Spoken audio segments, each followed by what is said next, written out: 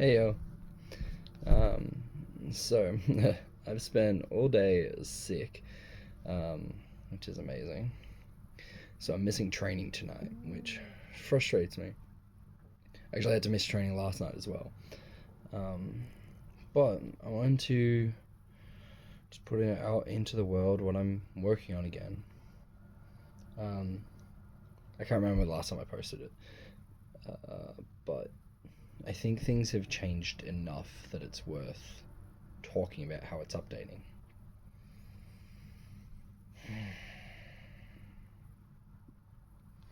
So, the main things I'm working on follow along from last time, but also this idea of firstly strong and weak, but also void and crunch, or like the closing of void and the opening of void, which that probably sounds fucking delusional, but all action someone does either makes the void and space between two people close off and become restricted, or it opens up. And it can be doing both. The fuck does that mean? Um, at its simplest, you look at like I go for a thrust at your right hip. You push your strong down to cover your right hip socket, to occupy my weak with your strong with your hilt. That closes off the space that I'm trying to enter into. That's fine. But it doesn't actually close the void. What it actually does is it creates space somewhere else that is so egregious that I would have to have had made a mistake in how I was threatening and creating that creating this opportunity. I would have had to have made a mistake in how I was creating that opportunity to not capitalize on now the space and void that you are currently creating. Now, this is hard because we have an issue of so I just direct attack at the hip, and then wherever the hilt isn't, I can attack next. No, no, no. It's not like you do it, you finish one action, begin a next. And I think that's where a lot of people kind of don't feel the space correctly because they're trying to have completed their actions before they can start their next ones. This kind of comes in line with commitment. Um, Everyone moves about as fast as each other ish when you go full tilt. No one's really that much faster. We're dealing with like an amounts of milliseconds where to get like, oh yeah, but I could be faster. It's like you're trying to weight reduce a fucking train at that point, and it's like, oh, you could have just made the train more aerodynamic, right? Like the weight reduction really wasn't going to make the difference if it's got a billboard on top of it. I don't know. It's a terrible analogy. So everyone moves about the same speed, give or take, when in tempo or out of tempo. Now you can be like, "Oh, this person's fast." Yeah, most of the time, if someone's fast, it's actually just their understanding of distance or their understanding of their mechanic of how they attack is better. Because there's plenty of ways to move that literally add a tempo to the start of your actions. So that's what makes you slow, not the physical speed you're traveling. And even your flight path, you can have an imperfect flight path and you're still going to be pretty quick because you're answering the problem across from you, not just only focusing on yourself intrinsically, exclusively. I've digressed, and I apologize. But this idea of void, as long as you are moving in a way that you can begin moving the way that is required to win the subsequent motions, or be moving in such a way that you can modify what you're doing casually, intuitively, with surprise, allowing yourself to be surprised at what is occurring. That I am going for your thigh, and I am surprised that you're trying to parry your head already because you thought I was obviously going to go towards the void that'll be there next while you pulled your leg back. But would you believe that now if I just keep extending, I'm gonna hit your hip? Wild. Or I'll just keep going. Now I've hit your thigh or hip, and now I'm already peeling my fucking strong back to occupy your parry riposte that you were slamming in out of fucking fear that I was going to feint out your hip to hit high, and then you were going to parry and hit me. I'll just move slow enough that you can fucking freak out. It's okay. Do that weird fucking pre-programmed thing that you thought was the answer, and then we'll finish fencing once I've hit you. How does that sound?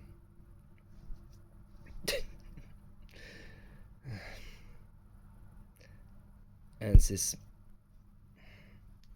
when you create that void, unless you're, no, when you're watching someone create void, you can intuitively feel it. Most people intuitively do feints and disengages and little like into these voids, and sometimes it means nothing. It's just like, yes, you're swizzling, but they are timing it, and that's really cool.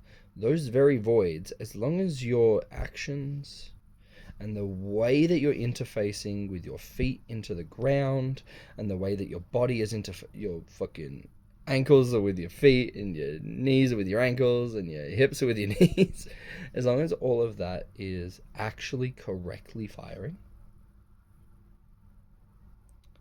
you can act within the beginning of that void being opened.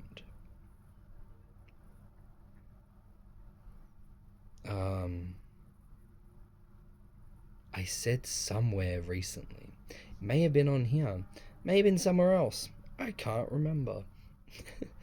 But these voids are like, if you've ever worked in a kitchen, the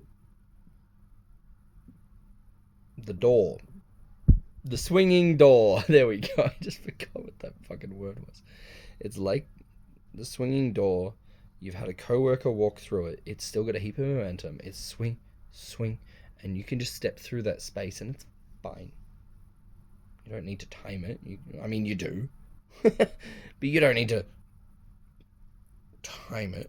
You just fucking watch the damn thing. Use your goddamn eyes.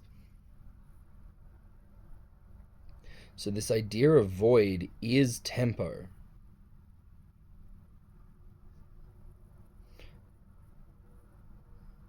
But to say tempo has this weird connotation of tempo.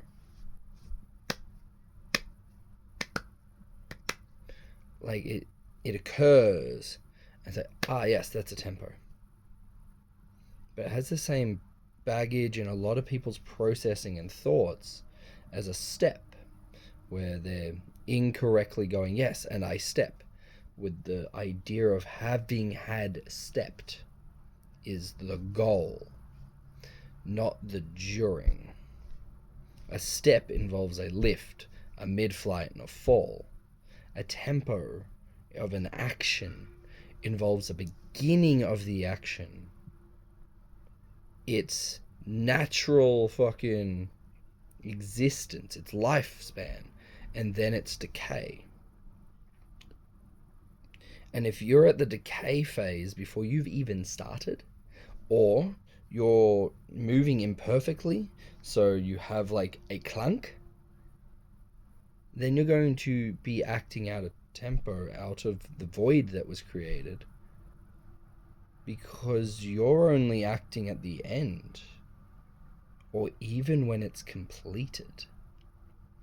Which ties into this idea that I've been saying for a while of openings are not nouns, they're verbs, they are occurrences. Now, when I've tried to get people to figure out tempo with the word tempo, they keep looking for a tempo to be completed that gives them permission to attack. And then you go, no, you got to look for the start of a tempo. And then they look for the start of the tempo, but they worry about missing it. See how that can kind of become an issue?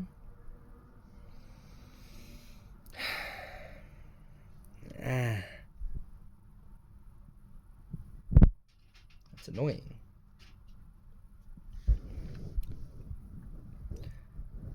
This connects to an idea that I was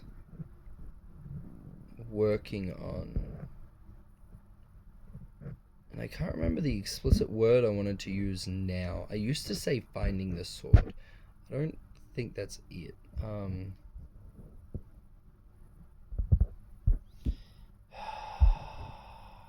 I read the word in one of the books I read recently.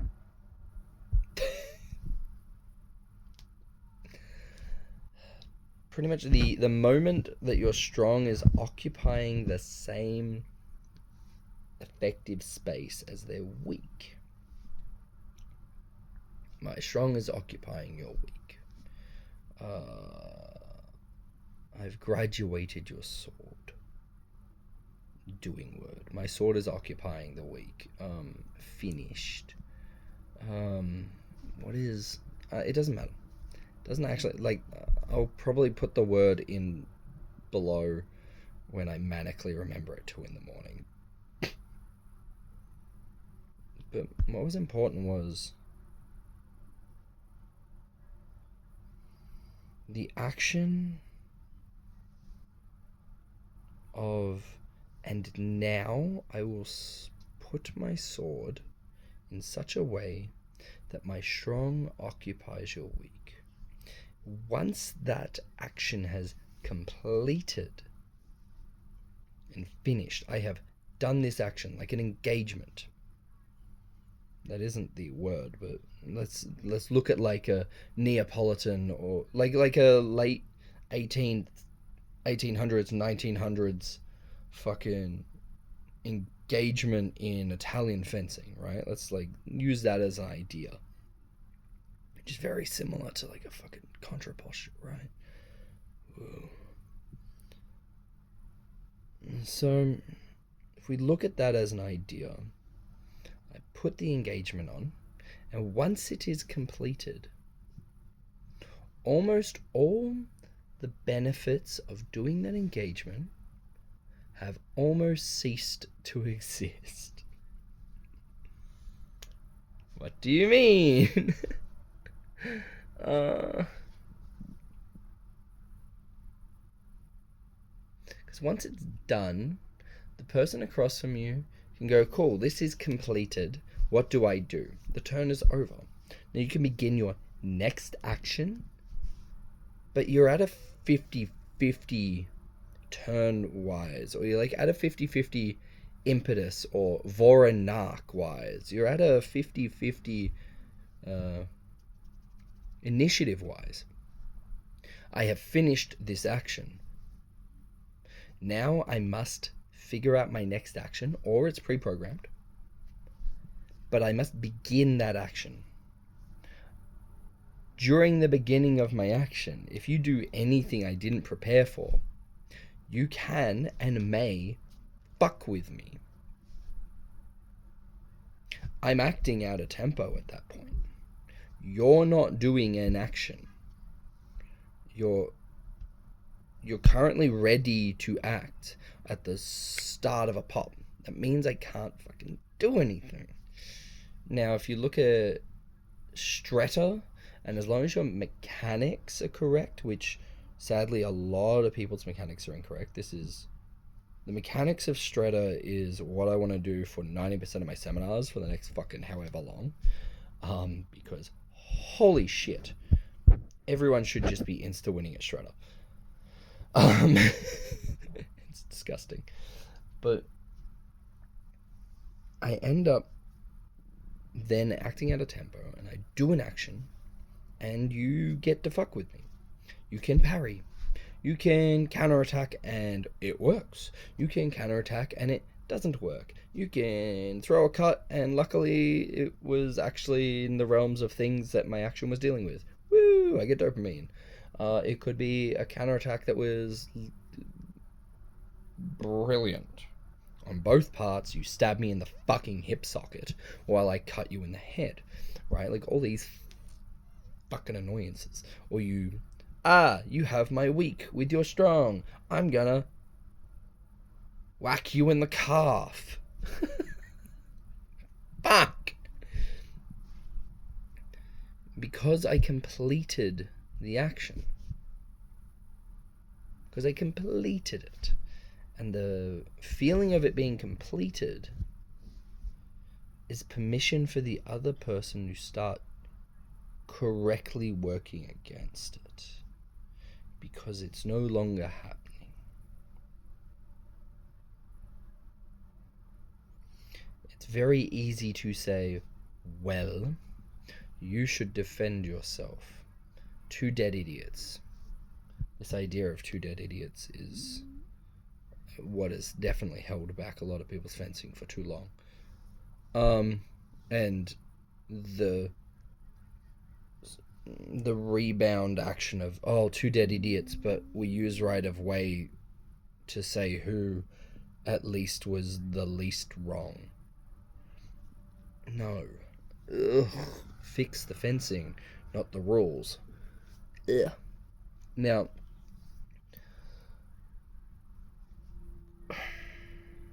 when you're doing that action that starts to occupy the weak with your strong, the second it's completed, it loses all advantages.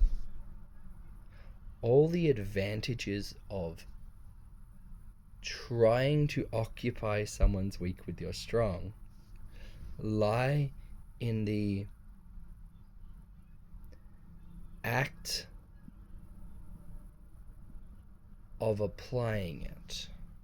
The act of living through the moment of, I am trying, and tell me if you want to do anything else right now, to slowly, even kind of semi-briskly, occupy your weak with my strong. And if you wish to act while I'm doing it, that is okay. Hilariously, it's to my benefit. So as you move the strong to occupy their weak, you let them do it during your action, which means that you can do it quite slowly.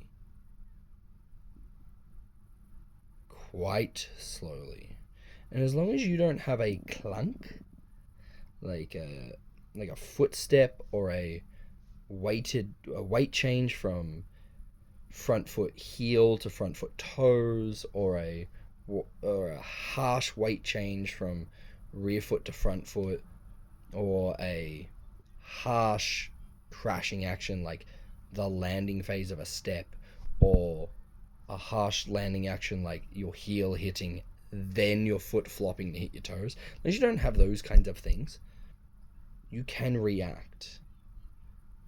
And your reactions, your intuitive, sudden, surprised, whoa, I wasn't expecting you to do it then, but I've got to use my fucking eyes, actions will actually always come out faster and more efficiently because you start to intuitively feel not the perfect action of all time.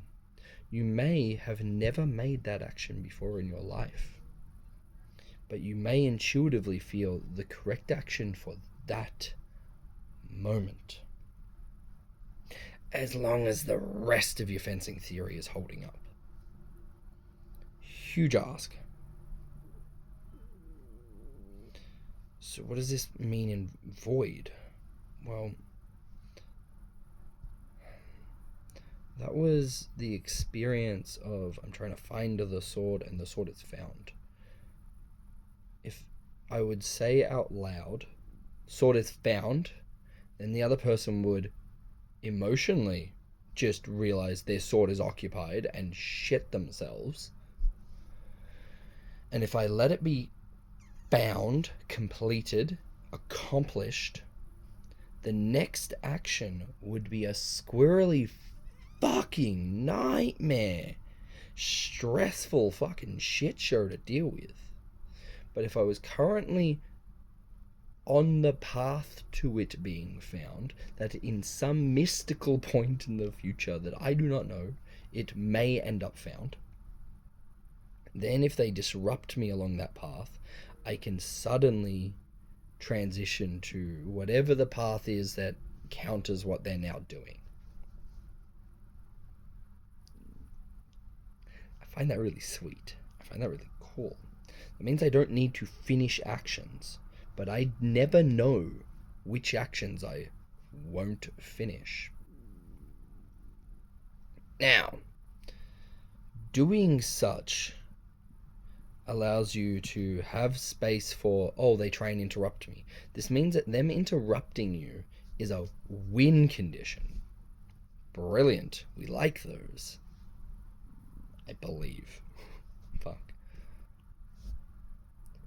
So what happens if they go, okay, finish your action? Cool. That means I can now, then, once I allow that to have the breathing room to be interrupted, if they make the conscious decision to not be interrupted, I get to then choose, now, what do I do with this gift you have given me? And I look at the completed action and go, oh no, I completed it. And probably, if it's at Shredder, ideally, pick the correct target, insta-win. As long as the strong-weak relationship doesn't disrupt. And I don't give a tempo by parrying during my attack, which is a whole mechanical fucking shit show. But as long as you solve that puzzle, you're fine. No, it's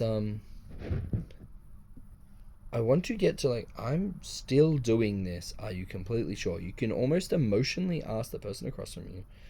I am going to. I now have somewhat found your sword. But still, what are you doing? I guess this doesn't stop as an action, become a new action, which is the almighty attack. But instead it becomes an action that is now, well, I'm going to continue to occupy your weak with my strong, with something that now closes the distance between my weak and a scoring area.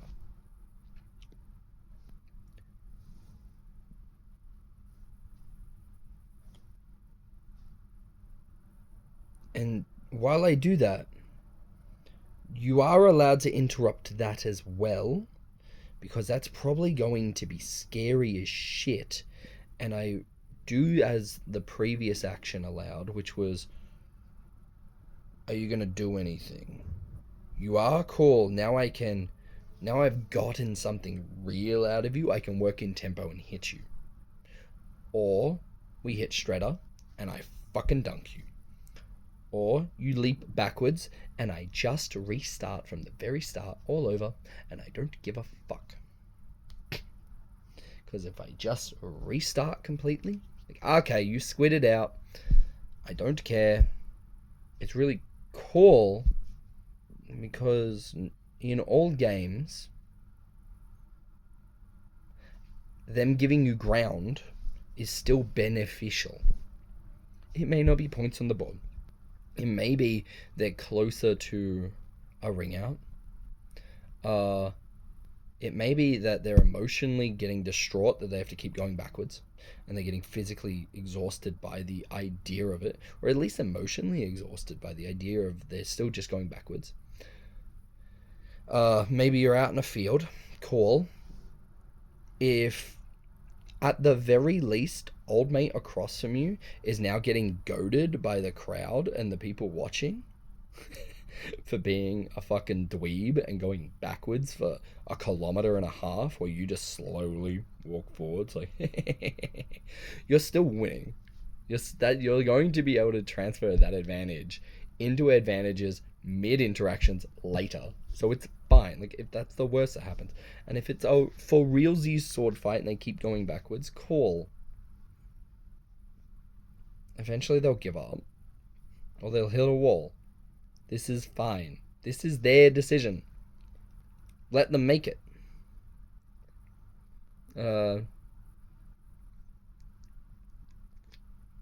If at worst you're in a cramped space and you can never hit anyone, no one ever hits you, and you go, stop, you're going to back into that wall. Stop, you're going to back into that equipment. Stop, you're going to back into the chairs.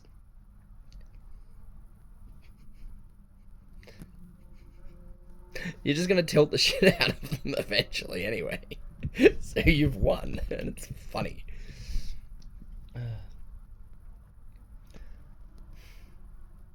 Hopefully that sells the dream of still doing that. Just let them go backwards. It's fine. Reapply from the start. Begin with your little advantages and slowly apply actions that are allowed to be interrupted.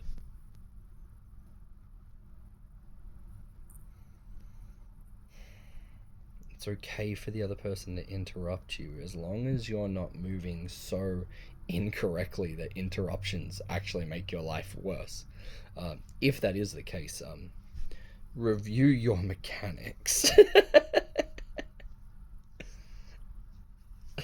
Please.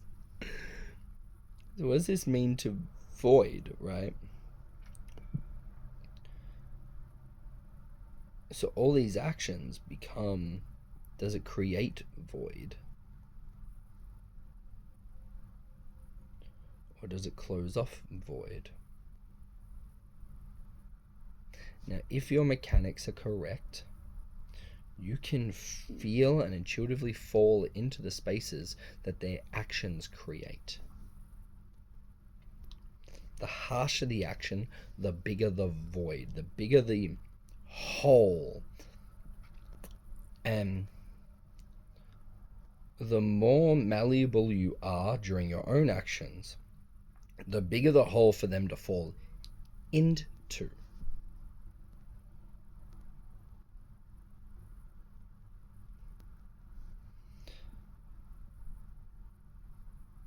An example could be you're in third or fourth. Probably fourth, because we're going to go for inside line. We have an inside to inside engagement. You are thrusting in third or fourth, the inside line through their weak. They graduate or just jam their strong up to occupy your weak to defend themselves. You move too fast, you get pushed out of position, you bounce off funny. As that disruption occurs, they cut back, slam you in a backhand-esque cut. Into the side of the head, or shoulder or ribs or hip or thigh or leg. I don't know. We've all experienced something along those lines before.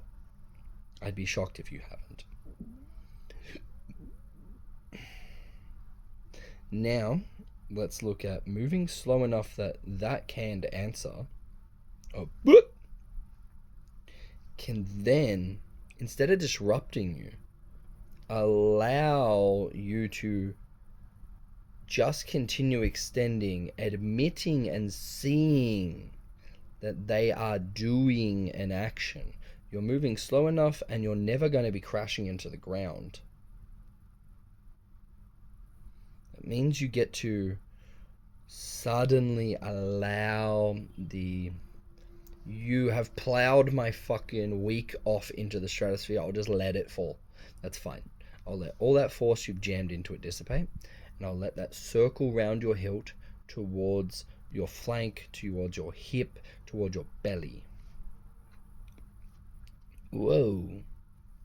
Or they keep the connection of such in this collection, and you go, oh, I'll just start to seed slowly. I don't want to speed run the seeding action. I don't want to speed run the fucking then twist in a second, because the second I do that, they're gonna go whoa, and then like cut through my weak, push your sword out of position, and you're hopefully doing the chop of all time while they're going for the chop of all time. And then you slam each other in each other's sides of the head. But you go towards that seeding action slowly, and during that seeding action, all of a sudden you're most likely going to be mostly front weighted at that point. So a gathering action comes through very intuitively. And during that gathering action, you're able to, what if I keep seeding and threatening your face? Do you parry further? Do you do and that whole time, every they do opens up the space over their own arm, that if you're doing that seeding action, doing a gathering action, you're stepping into this void that they're like, think of like if you put your hand into water and you cup it really fast and it causes this wake, and there's like this space for all the water to rush back in. They're doing that when they parry across, and you can step into that as long as it's currently occurring, as long as you're currently going into that void. Not, oh, there is the void, I'll go jump into it. No, they're currently scooping the water out. You got to go in as fast as the water goes in behind the water, behind your hand, right? And you got to go in with the same impetus. It's like, oh, there's the space. You step into it. Then all of a sudden, you've gone for a world's slowest 4/3 thrust. They're then turned into a yielded thrust towards the face, fairly slowly. They've continued their parry, and because of that, you've then put your hip socket in, put your heart in to that space, and placed your hand onto the back of their forearm, and you can just do a big, you don't do it as a wrist cut, because they will get their fucking hand in the way, put it on your hilt and jam it up against your face, and then the ref will say stop. Do it as a big shoulder cut, not because of power. We're not doing the Degrassi power generation versus speed fucking shoulder, elbow, wrist. No. It's because you give them a tempo to choose if they're going to attempt anything weird, squarely pull out of their ass. If I just blast the Moulinet there, they're going to blast their wrist into my fucking palm, maybe smack me in the head with my own sword, and we'll all get a giggle. But if I just do a big cut from the shoulder, they can put their hand in the way, and I go, dink. Or, fuck it, leg. I can just wee, because I'm not in a hurry to have hit them. I am now currently living the life of the man who currently has their left hand on your right elbow, forearm, wrist, and is doing the world's longest, biggest windmill cut of their life to make sure you can choose to do anything stupid that he has to deal with before he hits you, and get to currently be living that life as I've stepped into that void that you chose to create. Cool. We're going to backtrack a little to, well, okay, maybe they don't continue the parry across. They just get, nah, I don't think your yield shot will hit me. I'll just do that first chunk of parry, second chunk of parry, yeah, and just cut back. If I'm doing my yield shot too fast, or my duplirin, or my cut behind, or my thrust behind the blade, or in second, whatever you want to call it, if I'm doing that too fast, you will smack me in the head while I thrust you in the face. Ideally, your rules for the game say I still win because of the thrust. That makes up for me being bad. But nicely. So if I do that slow enough, I can feel through sentiment, which Tybalt talks about, but also sentiment, the feeling of the iron. I can't remember what it is. Feeling of the iron, I think it's in French texts that I've forgotten words. I'm annoyed. I don't remember it. But the feeling of the iron. While you then get to go, either we have that last little, which gives you the true void to step in on. I can just go, no. And it's like, oh, okay. You're now suddenly creating void back behind here, behind this action. And you go, fuck, I gotta cut back. I did parry, I swear. And I'm cutting back. I just want to allow my sword to pierce. If I'm going too fast, I get shoved offline, and you smack me, and I smack you.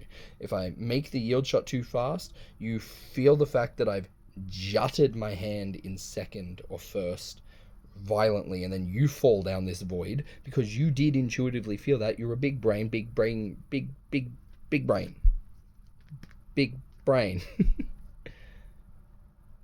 So I need to be moving slow enough that as you do that, it's like, oh, I'm going to continue my thrust in such a way that I graduate your sword, graduate your sword, degraduate mine.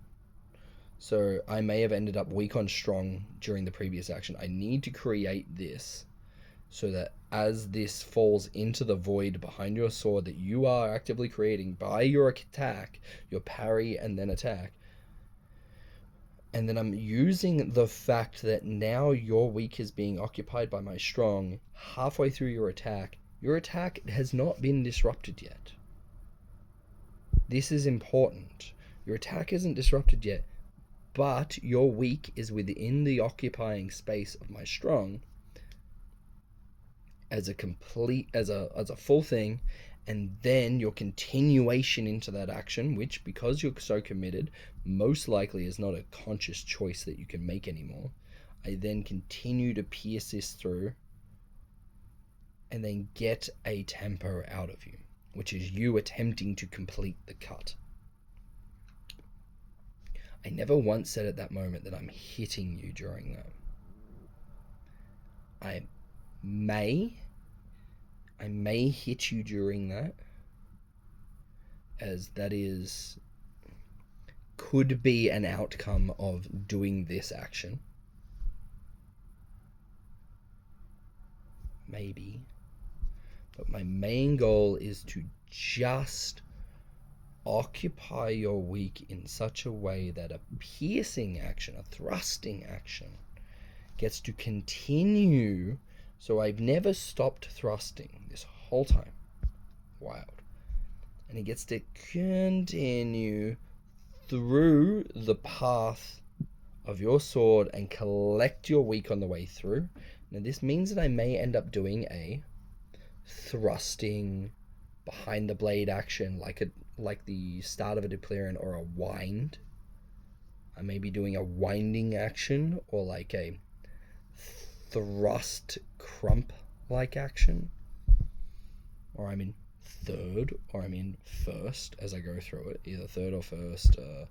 Probably like a butchered first or butchered second. Sliding through, then can decide on if I'm going to use that to then maybe slide my left hand under, grab your hilt. Slide my left hand under, grab your strong. Slide my left hand under, grab your wrist. Continue thrusting through. Collect your weak with my quillion, either my back edge quillion or my front edge quillion, as I then twist that through into a cron-like action. I still haven't finished the thrust.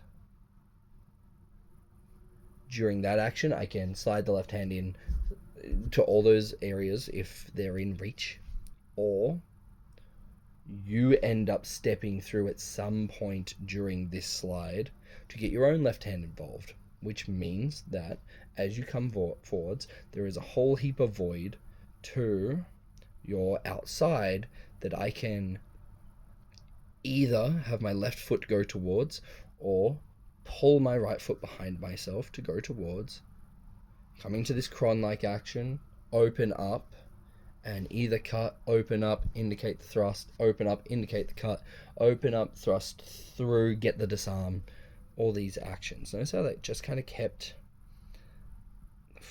going slow enough to see the voids created by the other person. And this was just an example of an interaction. Wild. A more finite one that has been kind of disgusting is timing someone on their lunge where they do an accessore or a crescimento or like a normal ass fucking fencing lunge, like a French fencing lunge where the heel goes forwards, they let the heel hit, then the foot flops down. This is cool. Most people intuitively want to disengage and do things, and that's because when you lunge with the heel shooting forwards, it creates space between the two fences. But Mosh, they're getting closer. The motherfucker lunging is violently getting closer. Yes. If you're doing that lunge without there being blade already into the space, without hilt, without strong and weak, you are getting closer. Yes, you're right. But the amount of space that should be getting closed off, the amount of void that's meant to be getting closed off by you going forwards, is actually opening. It's a small void. It's a small space. Lots of beginners like to disengage, like to freak out, like to fucking do actions. Lots of beginners, lots of intermediates that don't know what they're doing, lots of advanced who actually don't know what they're doing and saying they're advanced as being incredibly polite. Lots of top 50 in any fucking weapon on Hemo like to do counter thrusts, counter cuts. Oh, I can see a target and hit in that moment. I think some people have called it like broken time. Yes.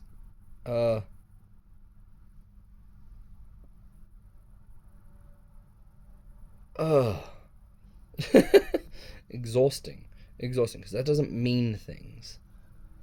You're creating space, you're creating, for most people, the reason that broken time, this kind of action works on them, is because their own mechanics and their own way of standing and their own way of interacting with the ground and their body and their sword is adding a moment of time themselves, so they can't really do anything with the space you're creating. Isn't that depressing? That's why it works. So you create this massive void, then your heel hits the ground, then you feint, probably as your weight goes into your heel, then your toe, tunk tunk. You feint and then pick the last target. And if before you even lunged, you had a pre-planned action that kind of like was gonna be a 60% chance of working. I don't know, people make up numbers for some reason. And then the other person is getting bamboozled by the fact that you've instantly crunched distance in a weird way. They weren't occupying space correctly. They begin to then try and occupy space correctly with their strong or weak. Occupy your weak with their strong, but they're a movement behind. So then you end up going, cool, you're doing your spent action of imperfect motion. You're still trying for where I was during that action. You finished it. I've finished this action. I'm beginning the next. They go to find the sword. You've done your feint. They go to find the sword in the next action, and then you hit them. It works out brilliantly. It's a brilliant, flawless plan. You just need to rely on the other person being as wrong as you.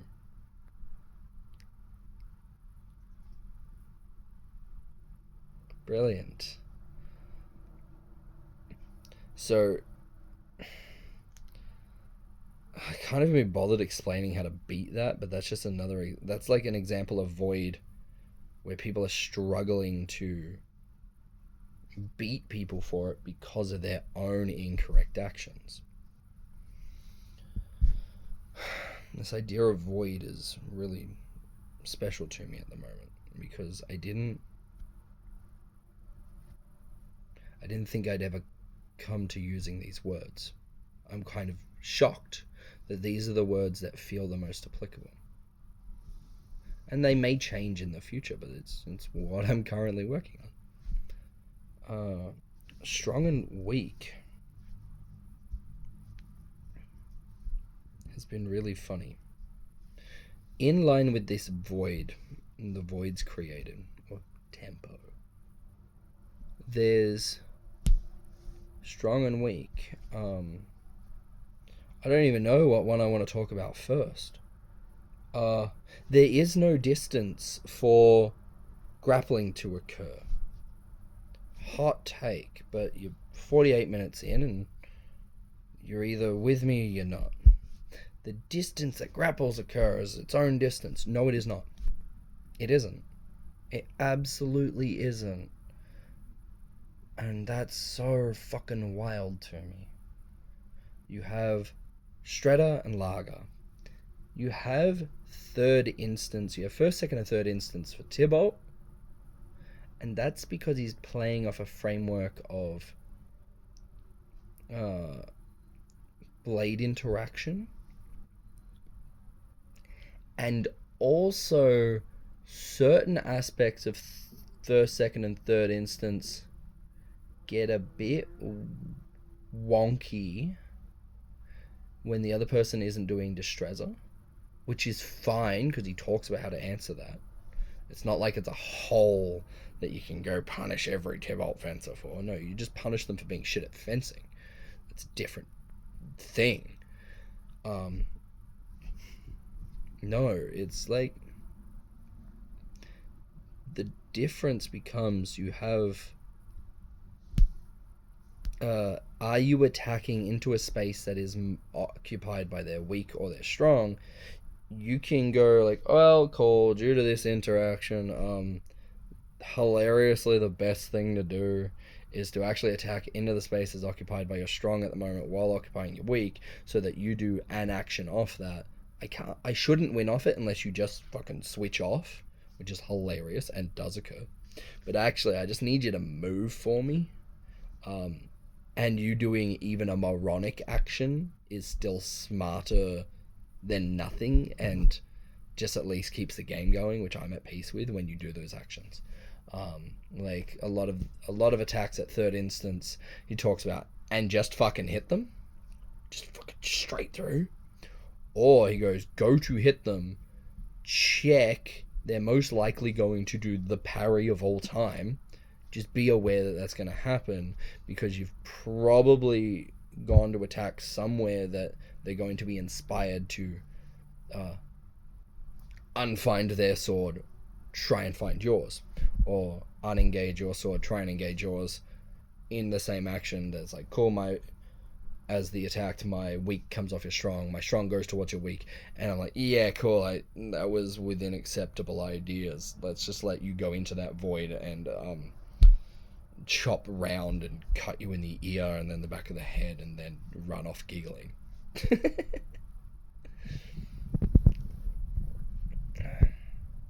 Cool. So that's just like to attack that. But the distance that grappling occurs at is not a distance thing. It's Stretta. It's just Stretta. The things that you care about in Stretta are: is my weak being occupied by your strong, yes or no? Is your weak being occupied by my strong, yes or no? Am I physically at Stretta, meaning I can lean to touch? Those are the things you care about. Wild concept. So, let's say we're deep in Stretta, but to say deep in Stretta implies that it's a new funky place. No. The rules are still the same. It's just you're closer than maximal Stretta. Cool. That's all that means. That's all that means. Now, do I have a pen? Because I should just show these things with swords, but I'm in my bedroom. The fuck is that? Oh, hello. That's funny. I have a pen. Wild. We have the handle, we have the strong, and we have the weak. Brilliant concepts. Most swords have those things. So, at all times, you're trying to control the weak and the strong, right? Your fingertips actively move the weak. Your palm and your wrist, your palm, that differentiation of palm to wrist is quite important. Your palm getting moved moves your strong. So this is sweet. The weak of your sword is an extension of your fingers. Cool. The strong of the sword is an extension of the palm. Cool. That means that your handle has a weak of the handle here, and a strong of the handle, because this is the part you dig into to affect this. Now, what if you pommel the sword? What if you shut the fuck up and stop being bad at fencing? Wild. Now, I just mean that as I can't be fucked right now. Next, your fingertips get moved. Now, yes, your strong does move. Wild. But your fingertips mostly get moved by the wrist.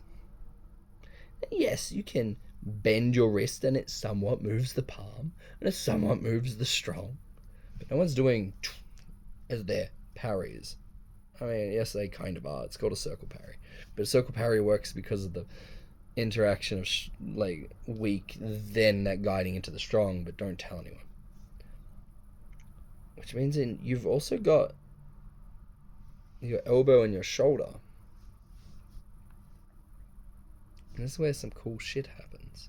The elbow is a hinge, and it's mostly the shoulder's interaction that on the humerus that allows the elbow to do things, but it's your fucking shoulder. Let's get over that. Right? It's just a hinge. No, let's not separate the elbow from the shoulder. It just is the shoulder. It's just smaller shoulder actions. And you can do a smaller parry and move your strong smaller by moving your shoulder smaller. Wild concept. Now, that hilariously in wrestling terms becomes, oh,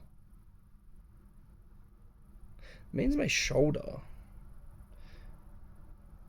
has an implicit relationship with the strong of my hand, which is my palm, which has an implicit relationship with the strong of my handle, which has an implicit relationship with the strong of my sword.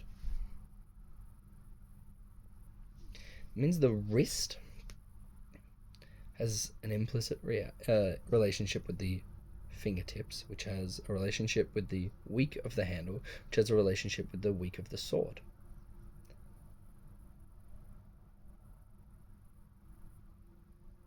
So, what the fuck does this mean? If I disrupt your fingertips, if I can break the connection somehow between the fingertips, the weak of the weak of the hand to the weak of the handle, the weak of the sword becomes, it's not doing anything. Now you could have like a funny tie here that ties your sword, ties your pommel to your sword, like a Neapolitan fucking thing. I forgot what to call it. Sword shibari, just to make someone fucking pissed off. If you have that, cool, but your fingers are disrupted in there, so all of a sudden your point control disappears. Now you can hilariously probably still slam your fucking strong into things and hope for the dream and maybe buy some time to fix your situation. Cool. If I disrupt your... If there's a release of the strong, the palm, to the strong of the handle, all of a sudden the dumbest actions will overpower the strong. Right? It's quite funny.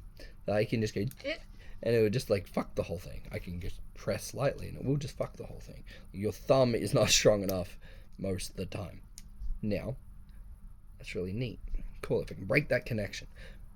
That's like a neat thing. But where it gets really like, oh, cool. If I want the weak to not be free and doing things, and I am at Stretta, and I can't go backwards, or you're currently creating a tempo, or hilariously creating a void, and I can disrupt the weak of your sword by disrupting the weak of your arm, which is the wrist. I can stop the weak of your sword being able to be free. What does that look like? Any form of action that hits the forearm and slides in and just disrupts the wrist's ability to move. Now, yes, they can do a fingery-ish thing. Most people just don't do that fast enough for that to ever be a problem. But disrupt the weak. Like, I'm now occupying the weak of their sword by occupying the weak of their arm. And is my sword's weak occupied? Yes or no? No, cool. I have free reign to hit them whenever I feel.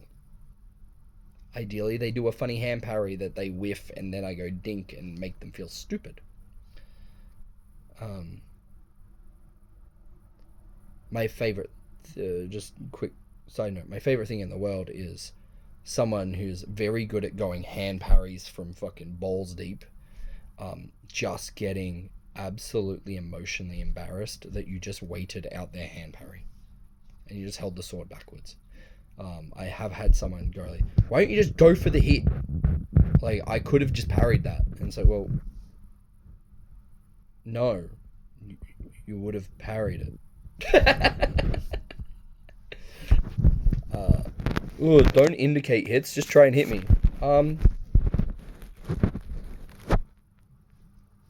You were spazzing out and I didn't want to smash your fingers. I'll just let you finish and then I'll dink you. It's funny. I still win. I still win the fencing. I still win if they're sharp. I don't know how that. No, you lose. I'm just negating you dealing with idiots too often. But I occupy the weak of the sword with my other hand, and it has the same effect as occupying the weak of your sword. If I was funny enough to try and do a C grip on the bicep, or push the elbow down, or push the shoulder, or like underhook or overhook the shoulder, this is still free, and especially the hand is still free.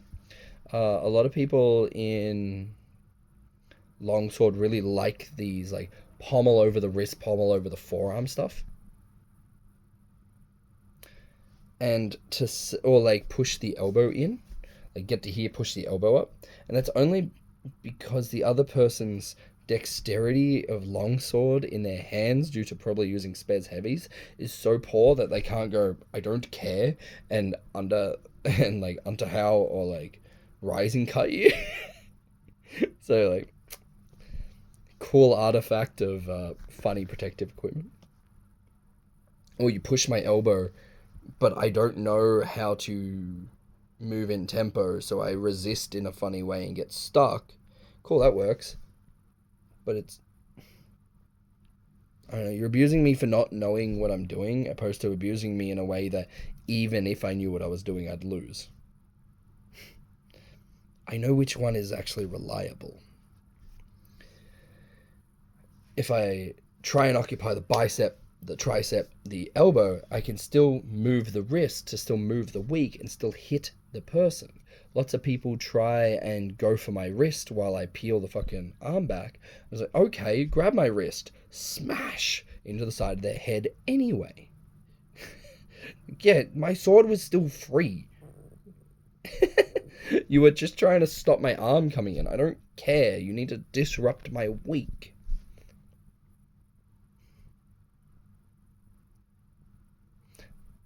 So Shredder at its furthest of the bare minimum distance that you can lean to touch someone involves worrying about who's occupying who with their weak and strong. And a tempo being given is an insta lose most of the time. Like an action that isn't fucking,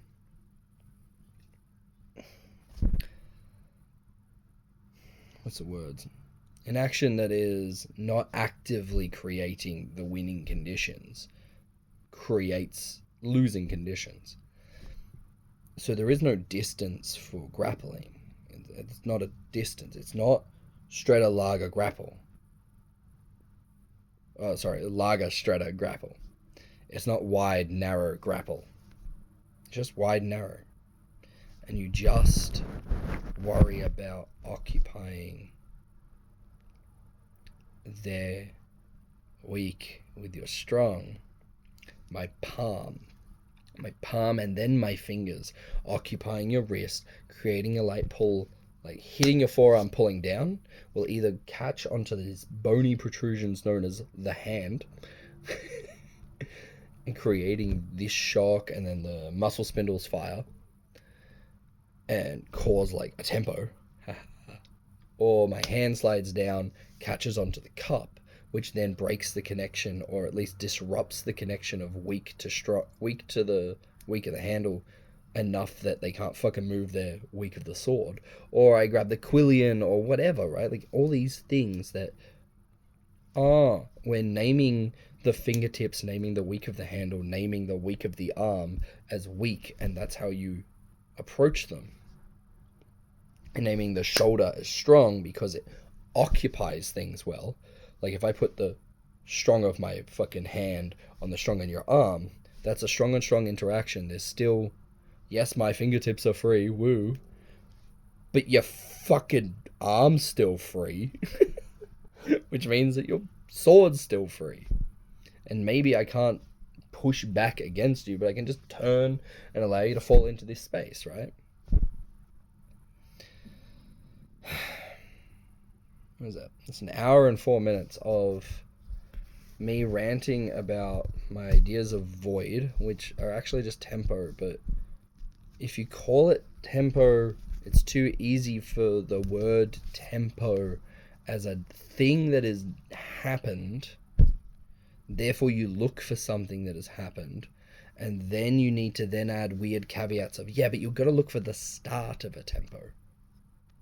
No, just look for the void being created. Look for the void. There is void space, and are your mechanics currently allowing you to fall into that space? I didn't talk about a lot of those mechanics because it's hilariously just the content of the seminars I want to do.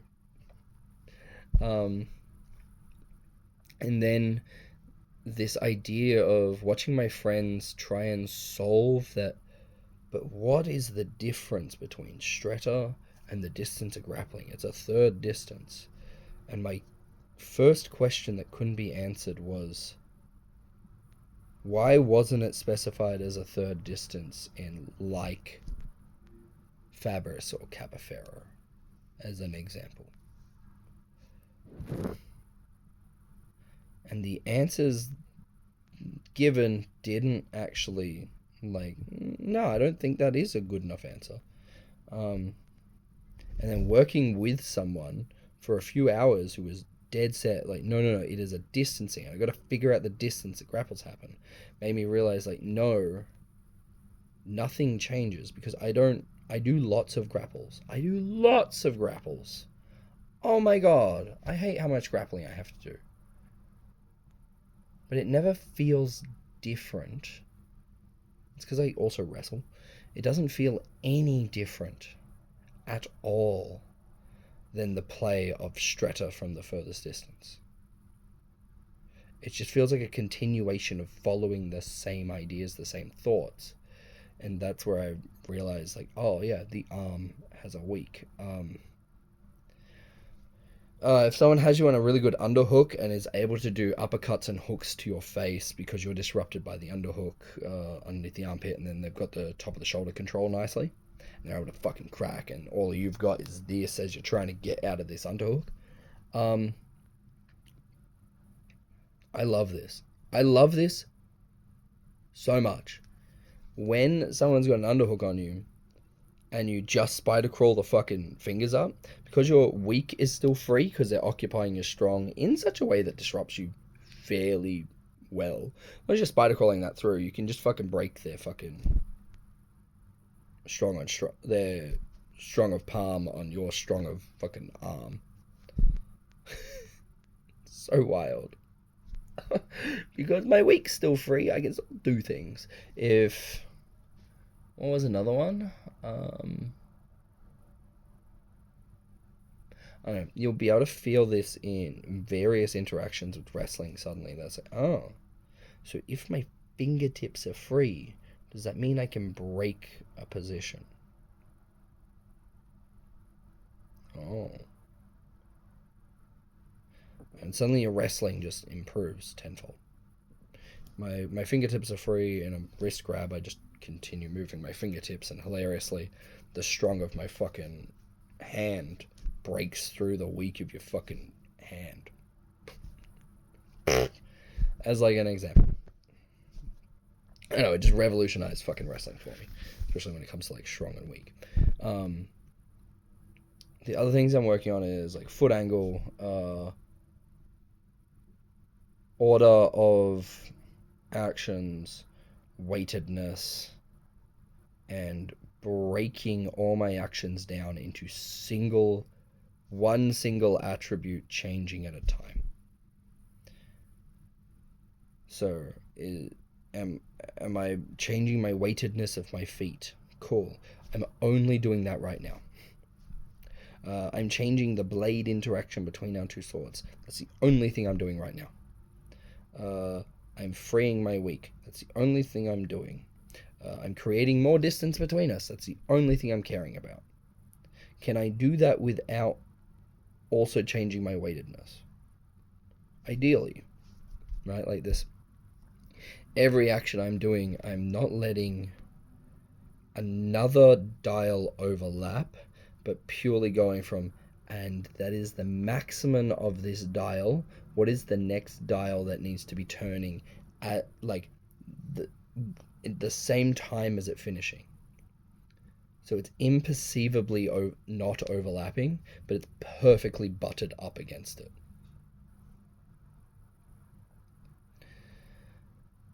That's giving me wild interactions and just comfort and just sheer bonkers comfort, which allows the very early stuff in this video of everything being able to be quite slow and chill, because I'm not stepping into distance and crashing my heel in and tensing my arm and trying to get my weak to touch, and then the other person can choose to counter 0 to 4 of those things at once. And as long as I counter an amount of them, I don't know the actual fucking math on it, they either win, or we both win, or they lose, depending on how many they counter, right? And then I don't know which one they're going to try and counter, so I'm kind of scared because all 4 things are so wildly counterable. That's like, and I'm committed harshly to all 4. Jesus Christ, that's a lot of that's a lot. That's a lot. That's a lot. That's a lot to track. That's a lot to hopefully not fuck up. It's not worth it. To me anyway. Maybe I'm just literally too dumb. Then I get to see and like keep the other. If I've got 4 bullets I can fire, I got 3 I can fire if you go to counter 1. And if you try and counter 1 with all 4 of your bullets, this is the funniest shit in the world. I'm going to do a disengaged thrust into your hip that's powered by nothing but my foot angle and my foot angle, hip angle, and a spent arm that was already spent. I think that's hilarious. That's so much easier. Huh. That's funny. It just ties into some old team fighting tactics that David made me talk about last night. Huh. That's very funny to me. I don't know, I'll explain that another day. But yeah, that's what I'm working on. Hopefully that inspires thoughts. Maybe it just comes off as rambling. Maybe you find connections, or maybe you find, ideally, surprises. If you're not surprised by any of this, I love that for you. This isn't for you. Stop watching my videos. If you're discombobulated, or you're just like a bit lost on all of this, I don't know, read a book and see if you can make connections. If you are surprised on this and it gives you surprising ideas, fuck, I'd love to hear them. Fuck yeah. Also, there's a fucking Patreon. Just means that you get to see videos like this 2 weeks early. That's all. There is no tier. Look at my video, just rambling about me doing a Patreon to make sense of that. Thank you all so much.